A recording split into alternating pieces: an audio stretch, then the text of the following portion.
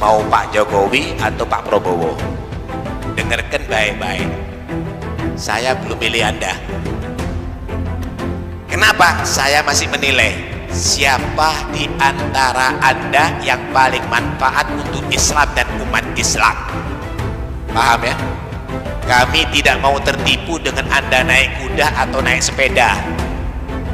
Kami ingin melihat Anda bagaimana Anda manfaat untuk agama kami dan saudara-saudara kami, kamu muslimin. Kalau enggak mau milih Anda. Agama kami bagaimana? Siapa yang akan menjamin anak turun kami tetap Islam? Apa peraturannya? Hah? Bagaimana untuk akhlaknya anak-anak kami? Siapa yang bisa menjaga umat Islam ini? Itu yang kami hitung sekarang, itu yang kami perhatikan. Kalau enggak, demi Allah saya tidak joblos Anda. Saya kalau jadi presiden bagi umat Islam, saya perintahkan pegawai negeri harus wajib harus sholat berjamaah, dan kami akan kontrol mereka kalau tidak sholat. Kalau tidak puasa kami akan pecat. Begitu. Bukan enak jadinya kalau punya presiden begitu. Sementara nggak ada, Nah, karena itu kami umat Islam, saya Taufik Assegaf, dan mengajak kepada umat Islam lainnya, pilih yang manfaat untuk Islam dan kaum muslimin. Paham ya? Anak Haikal Hasan pengkhianat, anak pengkhianat, Prabowo pengkhianat, Haikal Hasan pengkhianat, nggak ada urusan mana. Antum jangan sebut-sebut nama pengkhianat di depan anak. Haikal Hasan itu pengkhianat. Oh gitu ya. Kurang apa? Saya sudah bersumpah di depan makam Rasulullah. Kurang apa? Saya sudah bersumpah dengan nama Allah di atas Al-Quran di depan makam Rasulullah. Tidak ada sumpah yang lebih dahsyat daripada itu.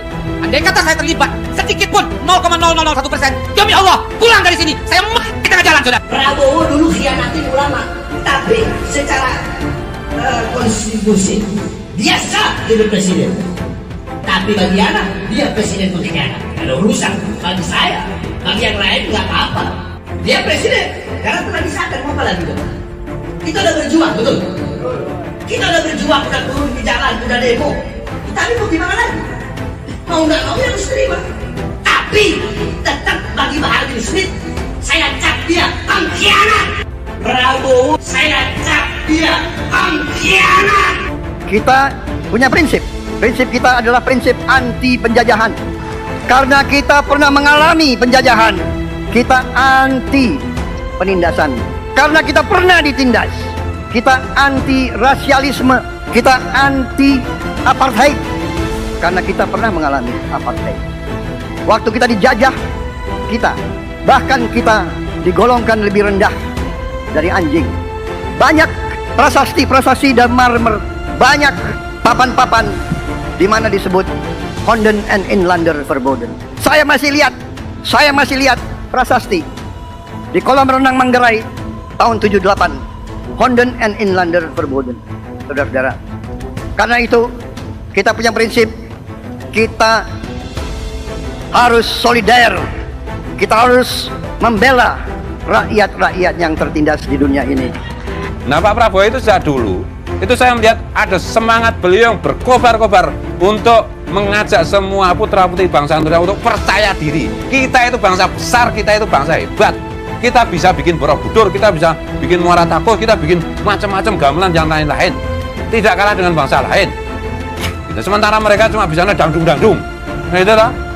Iya, kalau merugikan rakyat, sikat. Tentu saja melalui mekanisme hukum yang berlaku. Kan gitu. Jangan diulang kesalahan pengkhianatan yang dialami oleh Pak Harto. Saya bukan gimana ya, Pak Harto itu bagaimanapun juga salah satu presiden terbesar kita. Itu loh, setelah Bung Karno. Nah, maka itu saya minta semua di sini siap tidak ikut habaib yang lurus, siap tidak ikut ulama yang lurus, siap tidak ikut kiai yang lurus. Takbir. Para habaib Ba'alwi harus diusir dari Indonesia. Semuanya habib palsu. Kurang ajar tidak? Kurang ajar tidak?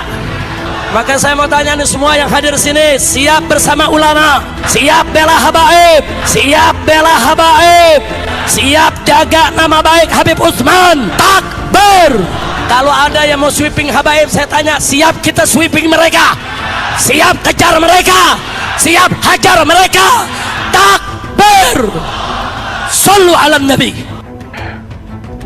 saya temukan banyak orang yang kemudian sekarang mencaci maki Habaib, mencaci maki Habib. Dan kalau kalian tersinggung, jangan pernah pikir bahwa kalian itu lebih Habib dari saya, enggak. Cuma memang saya lihat, memang ada shifting, kita ini udah gak lagi melakukan apa yang sebelumnya kakek-kakek kita lakukan. Sejak kapan misalnya, katakan di Maulid, sejak kapan ada ceramah kalangan Habaib, Alawiyin? Sejak kapan ada teriak takbir, takbir, shollu ala nabi, takbir, shollu ala nabi? Saya bukan mengkritisi itu baik, tapi itu bukan bagian dari tradisi kita. Sekelompok orang yang didatangkan dari Yaman, yakni Bani Ba'alwi, mereka datang ke Indonesia diangkut oleh Belanda. Tiba-tiba kemudian di hari gini nih, tiba-tiba kemudian di abad modern ini, mereka ngaku-ngaku sebagai cucu Nabi yang merasa kastanya lebih istimewa daripada bangsa pribumi. Ini menjadi persoalan. Kita di zaman kemerdekaan ini ingin duduk sama rendah, berdiri sama tinggi, berat sama dipikul, ringan sama dijinjing. Tidak ada kelas sosial di antara kita semua atas nama apapun.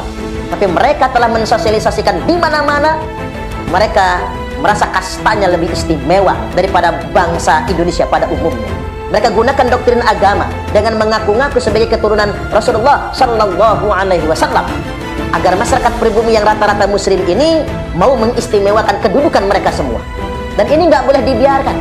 Kalau mereka jantan, mereka berani, mereka betul-betul orang-orang yang punya keberanian sebagaimana mestinya. Saya tunggu. Jadi sekali lagi saya bersumpah demi Allah, saya menyatakan perang. Saya menyatakan perang kepada semua pihak yang terlibat dalam pembantaian KM50. Saya tunggu mereka. Kapan mereka mau bantai, kapan mereka mau hadang, kapan mereka mau serang. Segenap tokoh bangsa, segenap negarawan bersuaralah. Para politisi bersuaralah. Para ulama, para kiai bersuaralah. Orang ini telah merusak keharmonisan hidup berbangsa dan bernegara kita ketika mereka merasa kastanya lebih tinggi dari umumnya bangsa Indonesia dengan pengakuan mereka sebagai anak cucu Nabi tersebut. Mereka mengatakan Habaib itu adalah Ahlul Bait Nabi. Mereka mengatakan Habaib itu adalah dzurriyyat Nabi. Lantas kemudian mereka menjamin diri mereka masuk surga. Lantas kemudian yang menjadi muhibbin mereka, pengikut-pengikut mereka yang taklid buta, pengikut-pengikut mereka yang dibabukan oleh mereka gelar sebagai muhibbin yang dijanjikan syafaat oleh mereka semua. Ini tidak boleh dibiarkan. Ini merusak kehidupan berbangsa dan bernegara kita. Ada ulama, ada ulama-ulamaan. Ulama ngajak kita ke sorga, ulama-ulamaan ngajak kita ke sorga-sorgaan. Tahu gak? Ada yang nanya, siapa itu ulama-ulamaan? Ulama-ulamaan adalah orang-orang yang imanuhum fi amplopihim. Imanuhum fi amplopihim, imannya ada di dalam amplop, saudara. Amplop tebal berubah, amplop tebal berubah.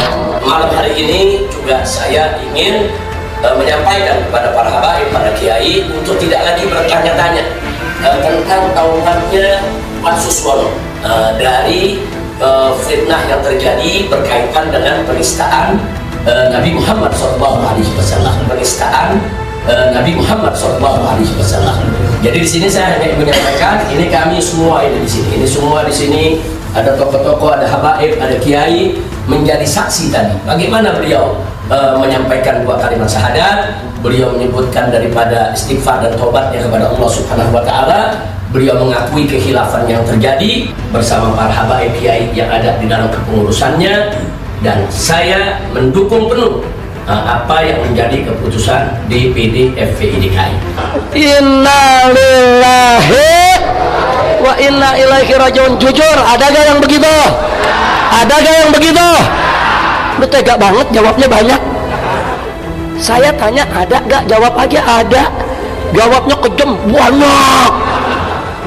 Jangan khawatir, ulama lebih banyak yang lurus, saudara. Nggak usah khawatir. Ulama-ulama kita di Indonesia yang lurus masih banyak, yang istiqomah masih banyak, yang berjuang untuk Allah dan Rasulnya masih banyak. Maka banyak upaya-upaya untuk memecah belah Nahdlatul Ulama ada yang bikin NU garis lurus. Nah, ciri lurus itu bagaimana saudara? Cirinya antara ilmu dan amal sejalan. Dia nggak bertentangan perilakunya dengan syariat Islam, saudara. Dia menunjuki umat ke jalan yang lurus. Dia nggak melakukan maksiat. Dia mengajak umat saudara untuk taat kepada Allah. Antara ucapan dengan perbuatan seiring sejalan. Ini ulama wajib untuk kita ikuti, kita jadikan panutan. Nah, sedangkan ulama-ulama yang bukan panutan itu tadi, yang menghalalkan yang haram, mengharamkan yang halal, membulak-balik ayat Quran, membulak-balik makna hadis Nabi, saudara. Seenaknya mereka bicara syariat, mereka menyesatkan umat, saudara. Dan ucapan dengan perbuatan tidak seiring sejalan, yang seperti ini haram untuk kita mengikutinya, saudara. Habib Rizik itu Habib wajib kalian cintai, apalagi beliau waliullah. Wali itu ada dua, ada waliullah, ada wali setan. Ya, dan jangan lupa, insya Allah tanggal 2 Desember kita akan menggelar reuni 212, yaitu di Monas. Kita akan melaksanakan tahajud dari pagi dini hari, istighosah, sholat subuh berjamaah, kemudian kita akan baca doa, zikir, burda dan lain sebagainya. Dan insya Allah di akhir bulan ini saya akan kembali ke Indonesia, dan tanggal 2 Desember saya akan hadir bersama umat. Mereka itu nggak punya masa lagi. Kalau dulu mungkin iyalah, karena orang masih mengira cucu Nabi kan itu toh. Mengapa ini menjadi warning bagi Ba'alwi? Ini sangat mendasar sekali, karena mereka ini telah mengeksploitasi nasab suci Rasulullah Sallallahu Alaihi Wasallam. Kalau anda kiai membela Ba'alwi, nggak pantas anda disebut kiai. Kalau anda ulama membela Bani Ba'alwi, nggak pantas anda disebut ulama. Kalau anda ustadz membela Bani Ba'alwi, nggak pantas anda disebut ustadz. Mengapa demikian? Karena Bani Ba'alwi begitu tegaknya ngaku-ngaku sebagai keturunan Nabi, ngaku-ngaku sebagai ahlul bait Nabi, ngaku-ngaku sebagai zuriat Nabi, dengan tujuan untuk mengeksploitasi pengakuan tersebut guna menarik keuntungan dari para umat Nabi. Maka anda nggak pantas ngaku kiai, ngaku ulama, kalau anda justru lebih membela Ba'alwi dan mengabaikan umat Nabi seantero Indonesia ini. Habaib datang ke Indonesia bukan untuk melas. Kami nggak diajarkan minta-minta, saudara. Jangan khawatir. Baib datang ke Indonesia bukan untuk meraup daripada harta, enggak. Kami tidak mencari jabatan, enggak. Kenapa? Itu bukan didikan dari keluarga kami. Saudara, mereka-mereka yang menjual agama, menjual ayat Quran, enggak, mereka enggak seberapa banyak. Cuma berita mereka di blow up, dibela oleh medsos, ditopang oleh finansial yang kuat, saudara. Seolah-olah suara mereka mewakili seluruh ulama. Kurang ajar. Habib Rizik itu siapa? Keluarga Nabi Muhammad, keturunan Nabi Muhammad, cucunya Nabi Muhammad. Beliau bukan penjahat kok, bukan koruptor. Beliau nggak pernah bawa lari uang rakyat. Beliau nggak pernah ngerugiin negara. Beliau tidak pernah mencemarkan nama baik negara. Pasti bohong itu. Saya bersumpah demi Allah, saya menyatakan perang. Saya menyatakan perang kepada semua pihak. Jangan menghina ahlul bait, keluarga Nabi, dan jangan pula menghina para sahabat Nabi. Nah, tapi ingat, yang prinsipnya di sini saya tidak mau saudara Ahlus Sunnah diadu domba dengan Syiah dan Wahabi. Bahkan kami tidak rela Wahabi dan Syiah diadu domba, saudara. Saudara, mereka-mereka yang menjual agama, menjual ayat Quran, enggak, mereka enggak seberapa banyak. Cuma berita mereka di blow up, dibela oleh medsos, ditopang oleh finansial yang kuat, saudara. Seolah-olah suara mereka mewakili seluruh ulama. Kurang ajar. Prabowo itu hebat, Hasan, istiqomah, paling ikhlas kata Gus Dur untuk bangsa ini. Tapi beliau tidak akan berhasil kecuali kita kompak satu komando mendukung apa yang beliau putuskan. Iya, kalau merugikan rakyat, sikat. Tentu saja melalui mekanisme hukum yang berlaku, kan gitu. Ini ada hubungannya tidak? Ini kan Imam Unyil si Rizik Syihab kan kabur ini, tidak pulang-pulang ini. Ya, dan seluruh postingannya yang dulu menghina Pak Prabowo, menghina pemerintahan, menghina negara, Pancasila dan lain-lain dihapus katanya. Takbir! Presiden goblok!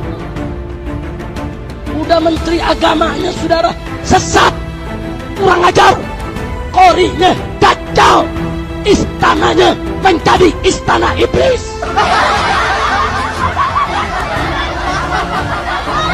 Lah yang salah sampean. Oh gitu ya? Oh reject siapa masih dihitung. Udah nggak punya rakyat dia udah. Kemarin orang pada ngikutin dia, itu karena orang mengira dia cucu Nabi. Ternyata Bukan, cucu Yahudi kan gitu. Oke, itu jadi sekarang dukung siapa yang di Jakarta FPI itu, yang satu dukung siapa? Allah, itu nggak ada apa-apanya. Mereka itu nggak punya masalah lagi. Kalau dulu mungkin iyalah karena orang masih mengira cucu Nabi kan itu toh. Kurang ajar, yang jadi Habib cuman Fuad Pleret, yang jadi Habib cuman Kunyuk Imad. Saudara, itu PKI gaya baru, bukan? Mereka bukan Ahlus Sunnah, bukan? Keislaman mereka juga kita pertanyakan, bukan saudara? Mereka pengadu domba umat.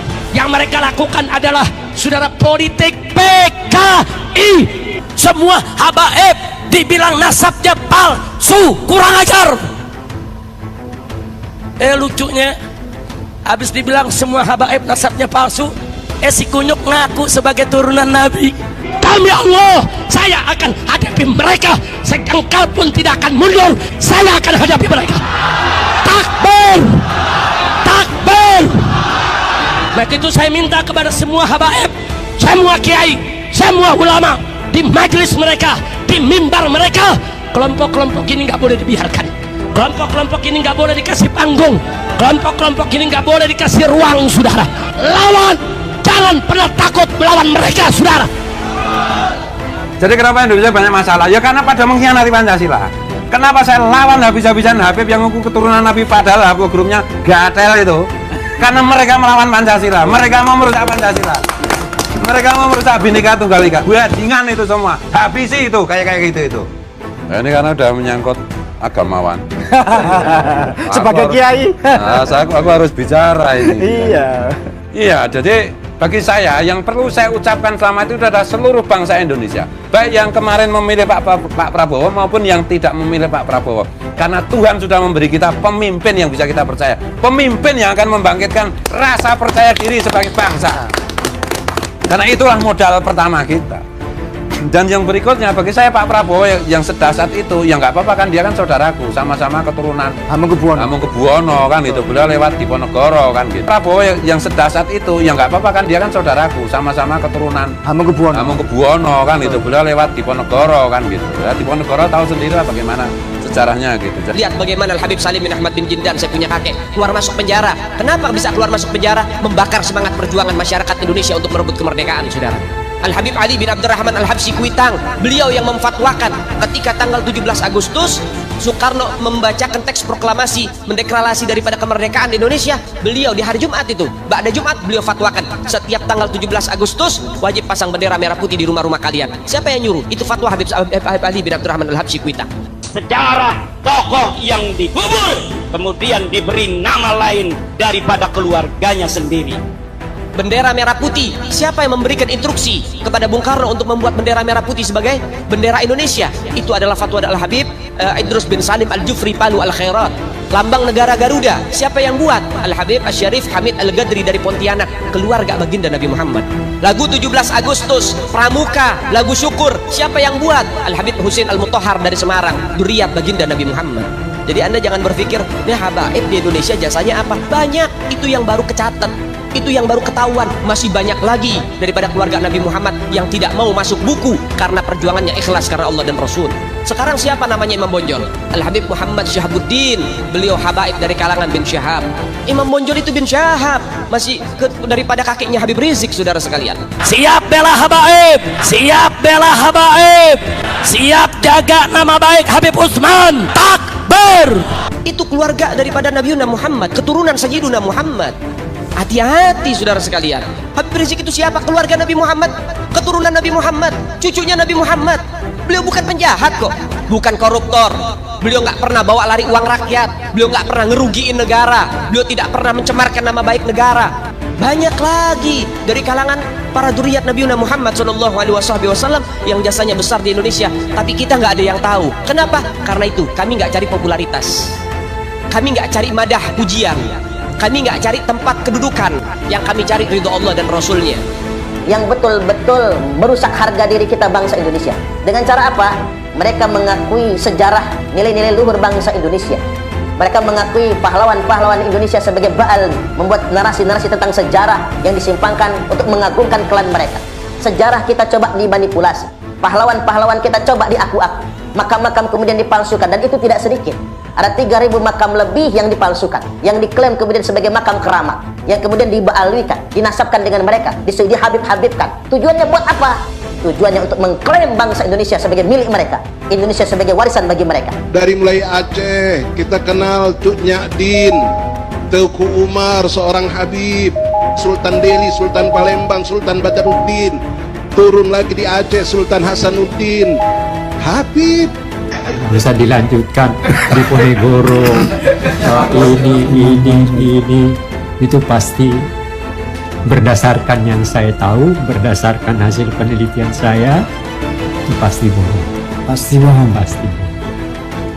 Pasti bohong. Irma Suryani, fraksi Partai Nasdem, Komisi 9 DPR RI. Pemirsa, terus terang, kali ini saya akan memperbincangkan terkait dengan pengalihan atau klaim-klaim yang dilakukan oleh oknum-oknum yang menyesatkan sejarah kebangsaan Republik Indonesia dengan mengakui seluruh pahlawan-pahlawan bangsa yang berjuang merebut kemerdekaan sebagai bagian dari kelompok mereka. Saya sebut saja kelompok Ba'alawi. Terus terang, bagi saya, jika ada oknum-oknum yang mengaku-ngaku sebagai cucu Nabi, silahkan saja, sepanjang tidak menyesatkan umat, apalagi kemudian menyesatkan sejarah perjuangan kemerdekaan bangsa Indonesia. Itu sudah perbuatan kriminal menurut saya. Karena itu menyesatkan seluruh perjuangan rakyat Indonesia dari Sabang sampai Pulau Rote, menghina pahlawan-pahlawan pribumi, pahlawan-pahlawan bangsa kita. Saya tidak tahu sebenarnya maksudnya apa, tetapi yang jelas ini sangat berbahaya. Kenapa? Karena bisa saja klaim-klaim ini adalah awal dari oknum-oknum yang secara terstruktur dan masif ingin mengklaim dan merebut Indonesia melalui ajaran-ajaran atau tafsir-tafsir agama yang salah. Sudah muncul ceramah-ceramah mereka yang mengatakan Indonesia ini bintu tarif, Indonesia ini binti tarif. Jangan salah mendengar kuping kita. Dia tidak mengatakan pintu tarif, tapi mereka mengatakan bintu tarif. Apa yang disebut dengan bintu tarif? Indonesia ini milik tarif, Indonesia ini anaknya tarif. Mereka ingin membangun sebuah persepsi, kemudian mempengaruhi alam bawah sadar kita, menghipnotis kita semua, sehingga kita mengikuti klaim mereka bahwa Indonesia ini milik tarif. Itu yang sedang mereka lakukan. Jadi mulai dari mengklaim sejarah, menyimpangkan sejarah, memanipulasi sejarah bangsa Indonesia, mengklaim para pahlawan kita, bikin kuburan palsu, tidak lain tiada bukan tujuannya ingin membangun sebuah indoktrinasi yang masuk ke alam bawah sadar kita agar kita semua menjadi budaknya tarif, dan ini tidak bisa dibiarkan tentunya. Bayangkan rakyat Indonesia ketika disampaikan W.R. Supratman, Wage Rudolf Supratman pun diakui sebagai bagian dari klan mereka. Ini sudah penyesatan sejarah yang luar biasa.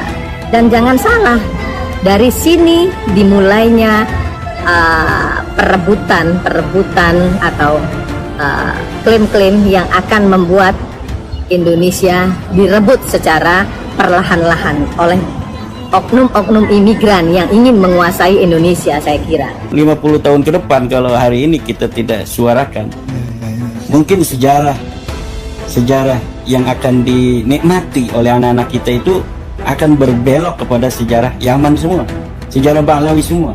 Para pahlawan itu bisa akan menjadi Ba'lawi semua, dan kemudian kita akan menjadi bangsa inferior yang nanti anak cucu kita akan mengumpat kita sebagai kakek mereka, sebagai kakek-kakek yang tidak mempunyai rasa tanggung jawab terhadap negara. Buktinya bahwa pahlawan-pahlawan semuanya adalah orang-orang Yaman, bahwa pahlawan-pahlawan negara kita yang makamnya dijarahi orang, yang makamnya dihormati, semuanya adalah dari Balawi. Orang Jawa, orang Sunda, orang Dayak, orang Batak, semuanya itu tidak lagi dibanggakan oleh anak keturunan mereka di masa yang akan datang. Kemudian bangsa kita ke depan akan menjadi bangsa inferior yang akan menjadi budak dari bangsa lain.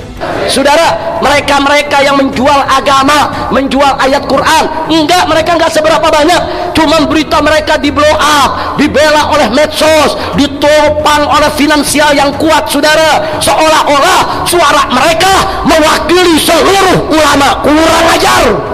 Kembali nggak boleh lagi di Jawa Barat nanti ada orang di depan publik, bukan kewenangannya caci maki orang, menghukumi orang, menghujat orang seenak perutnya, seolah-olah tidak ada aparat hukum. Saya nggak mau. Kenapa? Yang datang di Jawa Barat harus menyesuaikan dengan budaya Jawa Barat. Siapapun yang datang ke sini, Anda boleh tinggal di sini bersama kami. Tapi jangan coba-coba Anda ingin merebut kehormatan dan wibawa kami. Kenapa? Ini akan dikembalikan di marwah. Karena ancaman terbesar bagi bangsa Indonesia ke depan adalah penyimpangan ideologi yang akan merusak dan menghancurkan bangsa. Tidak disadari. Jangan harap Purwakarta bisa menjadi kota santri selama masih banyak kemusyrikan di kota Purwakarta. Jangan harap. Jangan harap. Potong lidah saya. Potong lidah saya.